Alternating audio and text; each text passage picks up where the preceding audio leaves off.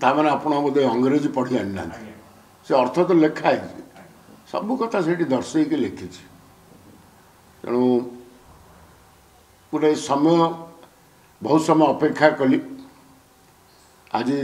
जेहेतु समस्त मान आगे अच्छे मुझे 5 मास आगु ये चिठी देली एवं जेहेतु असुस्थ थे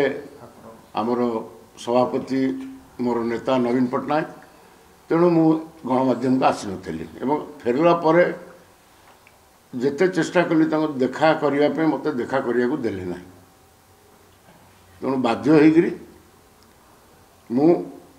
आजिका डेट रे तांको आउ थे चिठी लिखिली एवं आपण मन को जनइली आदि मोर जहाँ मत रही एवं सत्य जोटा एबिका विजु जनता दल सामना करुच्ची वास्तविक सत्यता जोटा अबिका आम आगे सबू मु कहीपरि कहीं मुझे स्पष्टवादी किंतु प्रत्येक दलर कर्मी मनरे यही जिनसटी अच्छी कि आम कोई भाव में परिचालित हो किए दल को परिचालना करुचे विभिन्न प्रश्न रही एवं सबुठ बड़